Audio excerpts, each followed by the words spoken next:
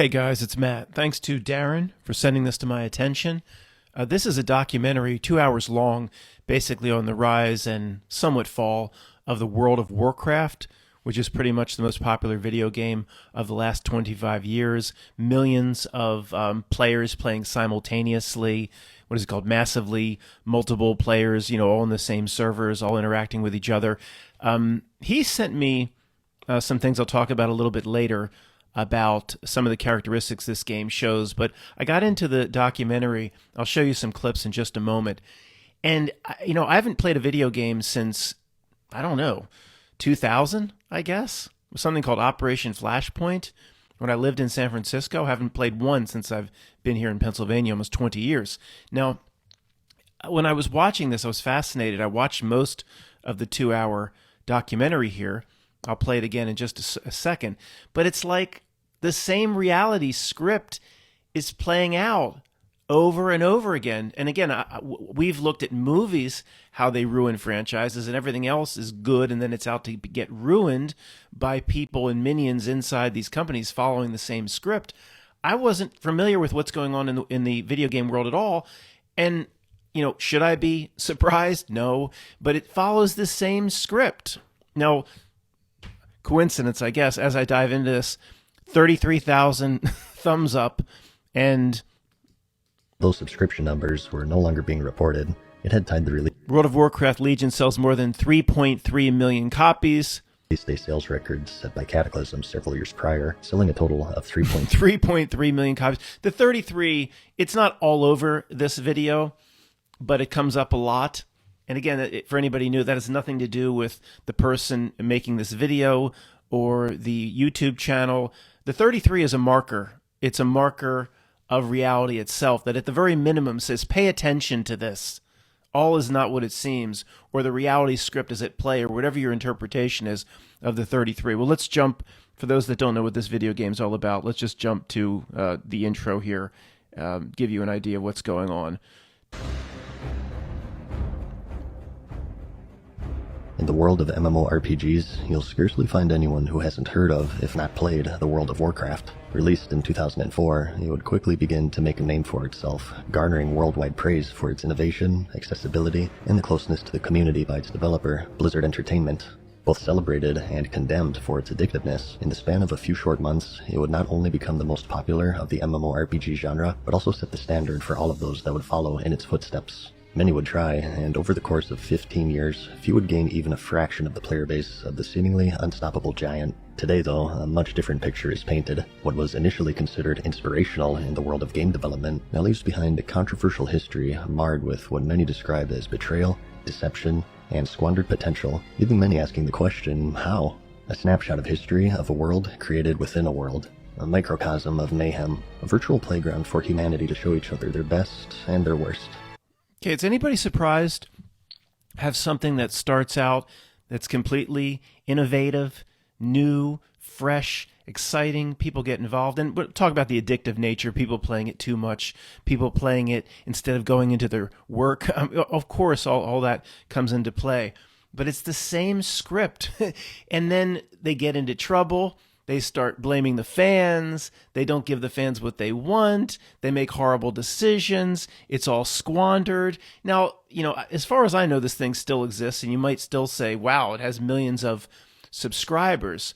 But as you watch, and you're not probably going to watch this 2-hour presentation, you really need to know a lot about video games, I think, to watch this. It's very highly technical in terms of the moves that World of Warcraft and Blizzard Entertainment, I guess is the company, made. I'm somewhat able to follow it because when I did play video games from 96 to 2000, read video game magazines. I was just saying I haven't played since 2000, so I'm somewhat familiar with the with the concepts here from games that came before it, like EverQuest and some others. So, but it's the same script. Once the issue subsided, players were met with what is now widely considered to be one of the worst expansions in the game's history. The main feature of the expansion, the garrison system, isolated players in their own instance, where they could recruit followers, start an herb garden, mine and craft, and even use the auction house with the correct buildings. Although convenient, it served as yet another feature to alienate an already fractured community from each other, and the game at times seemed as if it was single-player, a problem made worse by the massive hemorrhage of subscribers that was yet to come. Just as how the expansion broke subscription records on launch, it also broke records for lost subscriptions shortly after, as players saw little enjoyment from what was eventually ousted as an unfinished expansion. Okay, guys, they had something that was a winner. 2004, 2005, 2006, 2007. And all you basically had to do was keep the basic premise going. Why do you start to make weird decisions and start to change things and add things that could alienate players? I mean, why is the script always the same? Let me show you more clips, and we'll ponder all this stuff on the back end. Here's a segment about 105.45 about allowing players to buy their way into a high level, start buying items, which really alienated a lot of people. At this point in the game's history, it was possible to buy levels, it was possible to buy currency, and with this currency, you could buy items and even services from other players, such as raid or arena carries, and the list of things that you couldn't buy was now far shorter than the list of things that you could buy. It was at this point that the game was deemed by many to be pay to win, as real-life purchases now had a clear and heavy impact on the power levels between different players. Behavior. Okay, pay to win. In the beginning of that segment said they had record profits. Sure. Initially, it's short-term thinking. If you can pay to get a flaming sword, or, I don't know the particulars of the game, but if you can pay to have invulnerable armor, put out hundreds and hundreds of dollars of your own money, and then add that into your character, well, of course, Blizzard Entertainment's profits are going to go up initially, but what's the long-term effect? See, there's people that have put, initially, it was like Dungeons and Dragons. The character would start out very low level, and you'd really have to put the time in. I mean, some people wouldn't eat, they wouldn't sleep for weeks until they built their character up to a certain level. You had to put the time in, but this is a foundation amongst most players that made the game great. You had to put the time in to level up yourself. So then some rich kid from living in a high-rise in Beijing or Hong Kong or New York City decides to play, spends $5,000 or whatever. I don't know what you could spend, probably could spend $5,000 to buy himself all the armor and all the great things he needs, just like in Ready Player One. They could buy what they needed inside the virtual environment of Ready Player One. So the people, the hardcore base, the people that have put the time in, are going to be incredibly pissed off. And it's another element of the script that repeats itself over and over. The base of fans, what made it successful in the first place, dissing them, trashing them. It's the same thing that seems to be playing out in World of Warcraft and video games. I'm sure this theme plays out in other video games, as it plays out in other forms of media. Most of what we look at is movies and music. But let's not lose sight of the big picture here, guys. And people listening to this know the script that reality plays. It's just fascinating to me to, for the first time, dive into another media genre that's playing out the same damn script. All right, let me explain or help explain what you're going to see in the next clip. For years, they have a player tournament where something up to $200,000 were offered to the winners. And these people are like professional players or kids that play, 5-8 hours a day. And they had always offered cash prizes to the winner. And I think what you're about to see here is they try to take the pool of money up to $500,000. And they asked people to contribute, to buy magical items, to do this, and then to help get the money up. And because people knew that Blizzard had funded the cash prizes for the last 10 years, well, they'll just, people will help to get more prize money. Blizzard basically end up keeping the money. They end up, the extra money that fans contributed, Blizzard kept. I mean, who would make this decision? And the 33 you're seeing there, guys, $333,000 up for grabs, that came up by coincidence, of course, in this section. Mythic Dungeon International, stating that the support of the players would help take the WoW esports scene to the next level. They also assured that a minimum prize pool of $500,000 would be offered, split up evenly between the two events. Considering that all announcements used verbiage such as help or contribute, the player base had assumed that this $500,000 prize pool would be funded by Blizzard as they had done for a decade prior, and that the proceeds of the toy sales would, well, contribute to the total, as stated. After the campaign had concluded though, fans were dismayed to learn that they didn't help nor contribute, as Blizzard pocketed what they would usually put up and put the responsibility on funding the entirety of the prize pool on the player base, as confirmed by an AWC participant, Snuts. So let's rephrase this. People gave Blizzard so much money, Blizzard decided to give themselves even more. Right. So they collected around $2.6 million, give or take. And instead of adding prize money for themselves, they just pocketed $2 million and decided to just use the money that the community gave us and pay for their tournament. You'll see in the clips that follow, it always plays out the same way. You would say, if you were trying to piss people off, or trying to piss off a fan base, or trying to ruin a business, what would you do? And then, like, 8th graders would come in, in homeroom class, and within 10 minutes they could outline in bullet points what the company would need to do to screw everything up. 8th graders at the back of the homeroom. What are you kids doing back there? We're outlining how Blizzard Entertainment could sabotage their own business. Oh, okay, go back to work. 8th graders could say, you'd blame your own fans. You'd keep money, you'd steal, but then it keeps happening over and over. Guys, it's a reality script. You can't just go for the first grade truthers here. You can't go for the old excuses. Matt, don't you know people are greedy? And no, what happens is the reality brings people down to a certain frequency. It's just like tuning it down to an FM radio. Once they get on the dial of the frequency, then without them even being aware, like people in the Matrix, they will do basically what the reality itself, I know that's odd to a first grade truther, what the reality itself wants will be carried out by these people without these people even being aware of what they're serving. And as weird as that sounds, that's old hat to the 10th level Jedis, but as weird as that sound to first grade truthers, well, when we've seen examples of this over and over and over and over, and here's another one, and over again, guess what? That's how it's working. I don't know the ins and outs and particulars, and my terminology is rudimentary like the download, but that's basically how it works. There's no other explanation when we've seen this 1,000 times. The feed was quickly cut, and the following day, Blizzard announced that Blitzchung had been banned from competing further in the tournament, in addition to revoking the prize money that he had won up until that point, totaling $10,000. Additionally, he would be banned from competing for a full year, and the 2 casters interviewing Blitzchung at the time would also be fired. As a result, Activision Blizzard would swiftly come under heavy criticism, as many saw morality cast aside for vested financial interests. Players of another team, American University, would add their voices to the protest, which was also quickly censored and condemned by Blizzard. What that was, there was a player, I believe that played out of Hong Kong, that made $10,000 of prize money. And during the Hong Kong protests, I guess, which ones, right?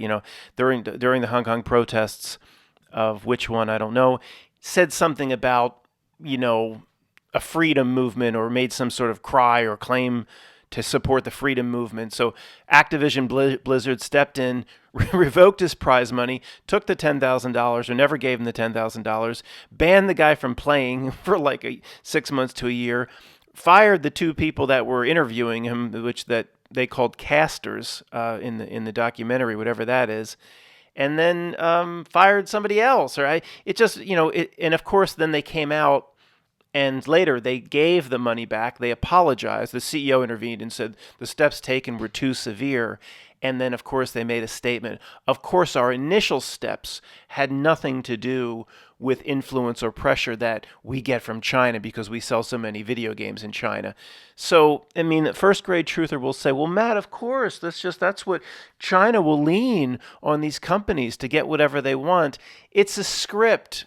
How many times did we have to see this play out, where a company is seen to bend over backwards to appease China? And it's the same script that plays out. I hate to break it to a lot of the truth community. It's a one world system. It has to be a one world system, or every single manufacturer in the world wouldn't have just given all their manufacturing to China. You know, there's potentially 100 other poor countries that would want manufacturing. It didn't have to, it all went to China because the one world system selected China. I don't understand how a lot of the truth community doesn't understand that there's a one world system decided on by people in one room. China might have certain ability to make decisions inside its own little bucket, but in the scheme of things, they report to the same one world system. Is there any other way to explain how just China was chosen to manufacture absolutely everything? No other country could do it. I mean, come on. They're not even that cheap anymore. I mean, look at the skyscrapers and the Mercedes-Benzes. How cheap could they be? It was a simple and repetitive truth. Rush to get the required amount of Azurite before the enemy team does, and as a result, the game mode would become very repetitive very quickly. The story would also come under heavy criticism. The whole expansion would have a heavy focus on Sylvanas Windrunner, the leader of the Forsaken of the Horde, and throughout BFA's 2-year run, she would face many major lore characters, and even entire armies, outwitting them at every turn or dispatching them with ease in combat. The decisions she made often came with no reasonable explanation or logic, leaving the player base in the dark for the entirety of the expansion, and many would liken her to a Mary Sue, a fiction archetype who is inexplicably free of any and all weakness. Can you believe that? They introduced a Mary a Mary Sue character into War Games. And the guys were here to notice the script. Not War Games, sorry, World of Warcraft. World of War Games with Matthew Broderick. That was World of War Games with Joshua. This is World of Warcraft. They introduced a Mary Sue character. Guys, our point here, don't forget the main point, is to see the common elements of how this script of reality runs through different formats and genres. And let's go back to those kids in the 8th grade homeroom. Kids, you did a good job listing out here, you know, like if the executives at Activision Blizzard were actually out to serve the reality and destroy their own creation. You did a pretty good job, you know, blame the fans and steal their own money. But, you know, you're thinking like inside of like bookends of known reality. Let's just say you could just, anything wild comes to mind that you'd say they would never do. But come on, be creative. And one little kid in the back raises his hand and says, I don't know, introduce a Mary Sue character just the way Star Wars did to ruin that? Yes, that's right, Johnny. Introduce a Mary Sue character. And guys, for those who aren't familiar with the term, it's just a female character that can do no wrong, that has all the answers, that cannot be defeated, that has higher creativity and will win everything she gets involved in. And here we see, I mean, the pretty much the worst character ever created in movie history. Is this Poe, Rey, or Finn? Rey. Did I say Poe before? Poe, Rey, Finn, Poe, Rey, Finn, Poe, Rey, Finn, and Rey, Finn, Poe. I mean, it's one syllable. And that Oscar Isaac, who played Poe, that creepy ass Oscar Isaac. I got to do a video on him. Probably have to be on Free Voice because he is one of the creepiest dudes alive. He makes George Clooney look normal. Oscar Isaacs. Isaacs. I don't care to pronounce his name properly. Whatever. So they did it again. It's just all the Activision Blizzard executives, they look at themselves in the mirror, they look at their bank accounts, and they continuously tune themselves down to the reality's frequency, and then they will serve it. It is that simple. We don't understand the mechanism, but we see it over and over again. All right, guys, I'm just going to talk out a long summary from here over a screenshot. It makes perfect sense that a new Mac would take like 20 minutes to compile the audio on a 10-minute clip. You do a 10-minute clip, the audio takes forever to compile on when you're doing like, screen capture, video capture. It's just like, I don't even tell you guys, I'm literally using the old Mac for about half of my videos. Whatever. And then when you do a screen capture or a screenshot like these Warcraft covers, it throws it at a random spot on my desktop. So I have to search all these icons all over my desktop for like 5 minutes to find the damn screenshot. Instead of putting it in the old Mac that was 12 years old, 13 years old, it put the screenshots in the top right corner, so I know exactly where to get them and pull them in. This one I have to it's like Where's Waldo to find what I just captured. Sorry. Okay, guys, let me talk about one other segment I didn't show you the clip on. Where, if anybody back in the 8th grade classroom, is there anything else you guys could think of where, how Activision Blizzard executives would try to ruin their own game? And some other kid would say, well, yeah, they would kind of alienate the fans and kind of pick a fight with the fans. Exactly. Not as bad as Star Wars did and Rian Johnson and that horrible monster Kathleen Kennedy, but that's basically what they did in a few famous things where a guy, they came out, they had this thing called BlizzCon. They called it BlizzCon. And in the beginning, BlizzCon, people loved it. It was the fans praised Blizzard for listening to them, and all the Warcraft fans got together and they dressed up. And of course, just the same script. It started wonderfully. People came out of BlizzCon saying, "Thank you, Blizzard, for listening to us." And it was just a love affair with the fans and Blizzard.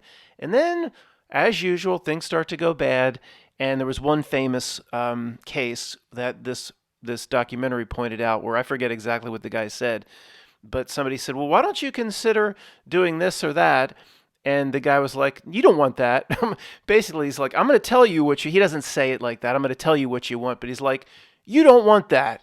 And I don't know, people ran with it, and certainly it wasn't as bad as in terms of picking fights with the fans. Nothing is as bad, I guess, as Kathleen Kennedy and that little sawed-off Rian Johnson and Jar Jar Abrams and what they did. And they didn't pick on the fans. It's all part of the script. They might not be aware, since they're absolutely tuned to the frequency as really lowly minions. They might not even realize how they're serving that creature from the last scene of Legend. They might not even know what they're doing, but they are completely turned to the frequency, so they're going to serve at least the dark part of reality and what it wants. And what it wanted in the case of Star Wars was, you don't want that. You want this. We know more than you do about Star Wars. People that just learned about Star Wars a few years before at Disney are trying to tell fans that have been collecting action figures since 1977, and they have, thousands and thousands of little Star Wars things around the house. They're trying to tell those fans what they want. Obviously, it's all on purpose. We would see how it's all on purpose, whether the people, we always thought, well, they're in on it somehow. No, they're not in on it. That's just how the reality works. They're not in on it. Rian Johnson telling a fan, well, we know what we're doing here, and we think you've got it wrong. Telling that to a fan that's been collecting memorabilia since 77, dresses up on every Friday night instead of going out, dresses up as Luke and Leia, and Rian Johnson's trying to tell them what they want. They're not in on it. They're not told from the Illuminati window at the Chernobyl Control Center that now it's time to go pick fights. They just do it. They carry out the wishes. That's what the minions do without knowing what they're doing. It's quite fascinating. It really is. I know this is becoming kind of, this subject's almost like old hat to a lot of you, but guys, it should never be old hat. I mean, think how insane what we're saying would be to the people around you. And now that we really see that this is true and how it works, how fascinating it is. It really tells us so much. But let's see if there's anything on my list here to talk about. Well, yeah, there is a very early on, even when everybody was praising Blizzard before they were bought by the larger Activision, they still were getting a bad rep for the addictive nature of this game. And there have been many games before it that have been addictive, but nothing, I don't think, approaches the addictive nature of this game. You have stories of, people that wouldn't eat and would just play and all sorts of carpal tunnel issues and health issues and mental issues and suicidal issues. Their character was killed, or it wasn't a big deal in World of Warcraft to restart your character. You wouldn't have to completely start from scratch. But yeah, this game, if anybody's saying it's the next level of addiction, it is. Or I don't know what the fate of World of Warcraft is today. After the movie and everything, the movie actually wasn't that bad if you're a sci-fi or a Dungeons and Dragons fan as a kid. I'm sure, again, there's probably still millions of players. I haven't kept up with it. But the point is, if they just would have stick to the roots, stick to what made them best, try to slowly enhance, take small little baby steps into the water, just to dip the big toe to see if this works or that. Always stick to the roots. Always stick to what got you there. They would have 10 million more subscribers than what they do. But they can't do that. They have to follow the same script as Star Wars and everything else. And then the drama starts, the controversy starts, the soap opera starts. As I'm thinking about it, I saw a documentary about Nintendo about a year ago. I guess, what was it, Nintendo? Who was the GameCube? Sega. Yeah, that's what it was. Nintendo and Sega. And it was the same sort of thing, but not as bad as this, and certainly not as bad as Star Wars. It was more about Nintendo with Super Mario, and for 4 or 5 years they just dominated the video game industry because of their whatever 8-bit card or whatever. And they got arrogant, and they got a little sloppy, and they got a little lazy. And then there was this company named Sega that was doing new and different things, and that was more about laziness, but it had some of the same elements as this script. Not as bad, but I bet, I'm not willing to go back and dive into that again, but I bet there would be some, quote, reality consistencies, if you will.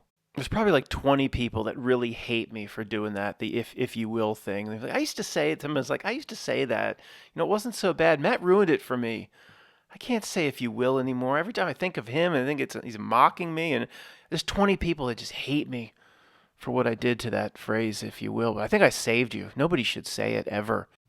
Let me mention a few things that were very interesting that Darren said in his email, and then I'll try to wrap up. His presentation, his email was a little different than mine, but he pointed out that in World of Warcraft and a lot of these video games, the representation of the structures, which he called Tartarian structures, we all have a little bit different take on where these buildings came from, how, if they could have been built or if they could not have been built. But I don't mind the term Tartarian structures because we know what he's talking about. Buildings like the Cathedral of Cologne that really have no chance of being built in any era. So I don't mind the term, whether we disagree on the specifics of what that means. We know what he's talking about. He's saying, like, a video game may be able to render a face or make even a movie. Jada Pinkett Smith in Matrix 4 appears because of makeup and a mask or whatever, to be very old. But when they show her as a flashback from Matrix, I guess the end of Matrix 3, she almost looks too young, too good. I don't know if that's the exact clip from Matrix 3. You see a very young, attractive Jada Pinkett Will Smith. And he's saying, well, whether in video games, they can make the faces, they can improve the faces. It's not a great example in World of Warcraft because they, on purpose, they're not trying to mimic reality. Warcraft, the characters look a little strange. It's just the style of the game. But his point was, they can never seem to do it with the structures. I don't know exactly how to interpret what he's saying, but I found it very interesting. Like, they can create, why wouldn't the game should be able to, this grand Tartarian structure that's in the game, whether it be World of Warcraft or any other game, well, it's just a structure with columns and different levels and all that. But why wouldn't the game do a better job representing the structure than faces? And he's saying they never can even match the real thing. So I guess that's the main point. How easy is it to make the grand plots in Belgium, Brussels? It's this plaza, all four, as you stand in the middle and do a 360, every single place you look in this plaza is some impossible structure with thousands of little things carved into the stone. And he's saying the games, you think, wouldn't it be easier to make a game that could show a beautiful cathedral with all the details in a game environment? Or would it be easier to actually make it with hundreds of millions of tons of stone? The game would probably be easier. So he's saying they never can render it. Maybe not that they're taking the time to try to get every detail exactly, but I thought his concept was pretty interesting. They just can't do it, or nobody's done it yet. Rendered something in a game as good as the structure from the supposed 1500s, which is 100 million times harder to do because it's real stone, masonry, etc. Then at the end, he puts this very well. It's not a game, World of Warcraft, or games like this, where you're leveling up and getting gold pieces and trying to become a better character, whether it be this or EverQuest or Star Wars Online or all the games that came before it. It's not a game. It's an alternative to reality. And, I guess we know that, but he just put it really well. It's not a game. It's an alternative to reality that opens up a whole new discussion, because people would say, yeah, Matt, these losers have no life and they live vicariously through their character. Well, yes and no.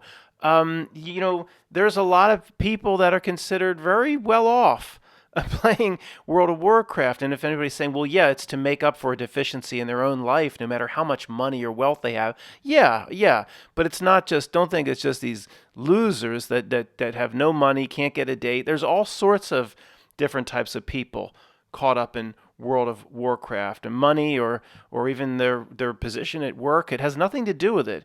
And it probably does. It probably is because of a major deficiency in their own life and their own psyche. Another element of the repeating script that I forgot to mention, I'll just jump back to that, is the most beloved talent leaving. The one guy developed some emotional issues, or I don't know what it was. He couldn't sleep at night, or psychological issues, and had to leave Blizzard. He was the number one creator, but then he ended up working somewhere else. But then say there were like 4 other people that the fans really appreciated being at Blizzard, responsible for the original creative ideas behind World of Warcraft, the original imagination. They all left, and they all left. I mean, it's the same thing over and over again. And maybe, if anybody's, I can hear you if you're in your tub. I mean, somebody's saying, Matt, these could have been real people. And they sensed how everybody around them was body snatched. Donald Sutherland sensed he might have been one of the only ones left, although he succumbed to it at the end, didn't he? I won't do the scream. But maybe these people, they don't think everyone around them's on a download, but they say, I don't want to be here.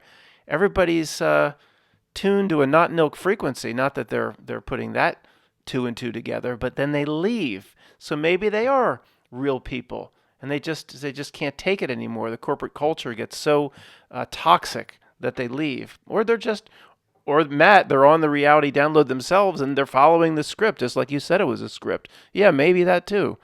Some people have told me that I'm good at anticipating objections or anticipating objections. You can't talk to me in real time, but I can anticipate where you think I'm going wrong in the middle of the video. This is, I guess, where the rising up out of the bathtub came from. So I think I'll always do this in every video. What would be your number one objection? In this case, I think it would be with the high-level truther or high-level Jedi. They would say, well, wait a second, Matt.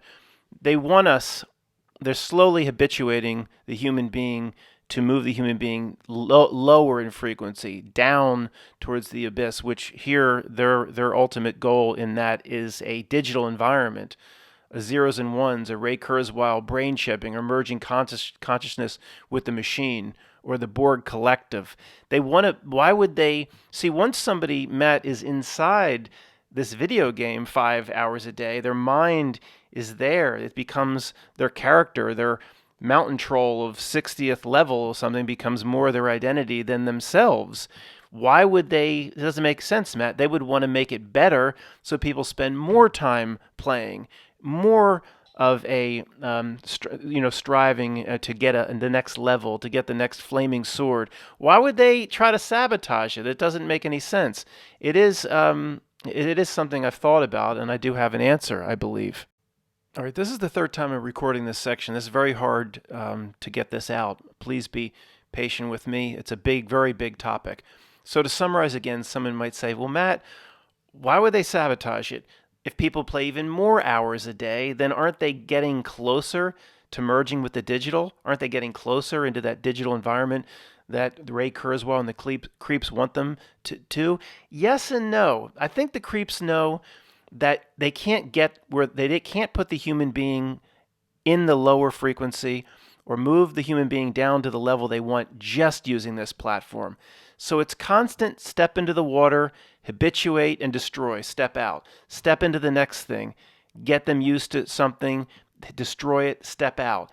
So yeah, they tempt you, and they get a lot of people excited playing these games, and then they destroy it to get you out. But see, everything is becoming more complicated, and everything's a pain in the ass across the board from a digital perspective, like passwords.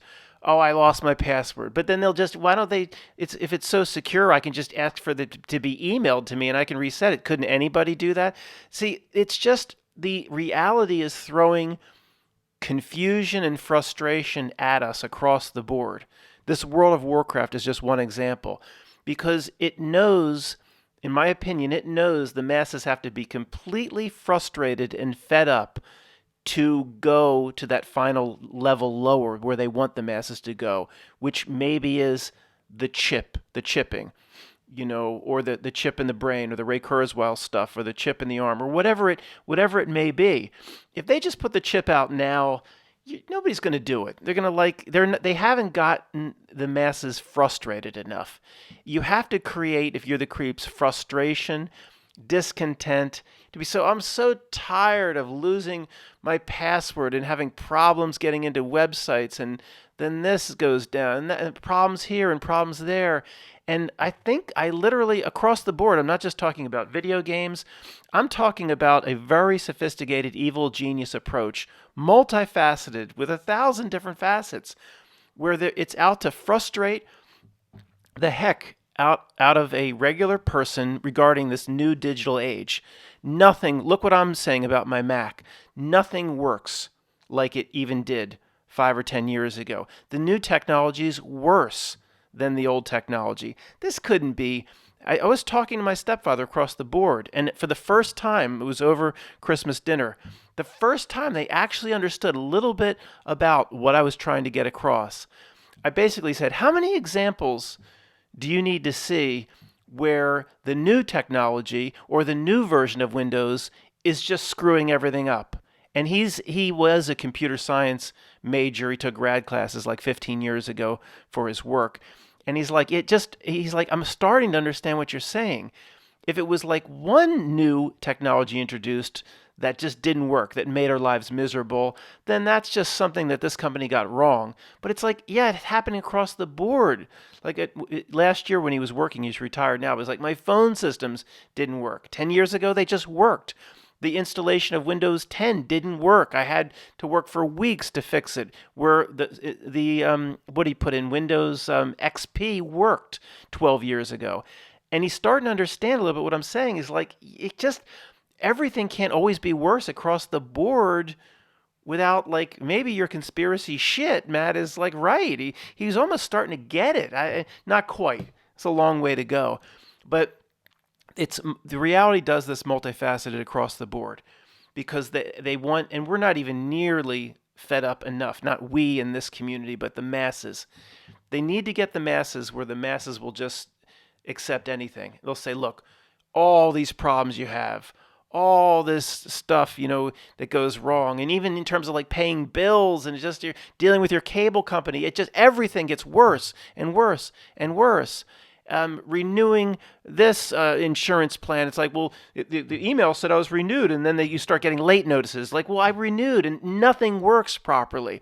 It's all by design, in my opinion, from a Not Nelk reality perspective, with each little player inside each little company, or collectively thousands of players, they're not in on it. You call Verizon, we're dealing with longer than expected wait times. How does that happen all the time? They're not in on it. They're just serving the reality because they're on the frequency. So the point is, I don't know if I'm saying this properly. They want to get to, maybe they won't even get this done in our lifetimes, but at some point the masses they want to get them so frustrated with, I can't deal with this anymore. And it's absolutely problem, reaction, solution.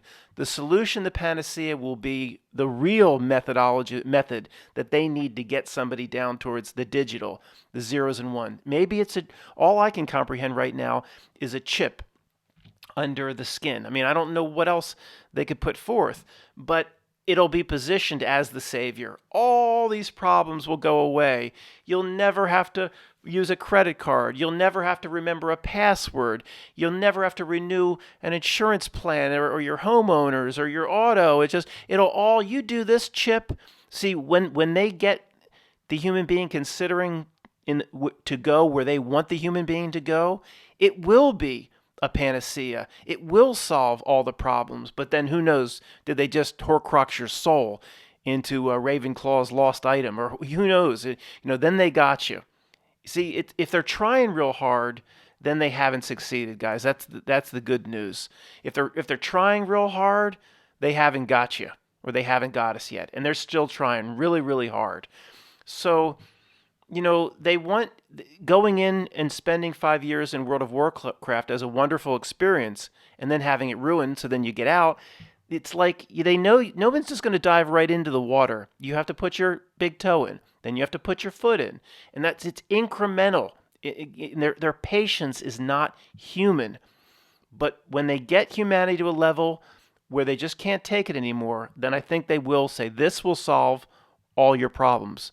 And if it actually does solve all your problems, then be very concerned, because who knows what it's doing to your, what we talk about, your spiritual connection. Thanks for listening, guys.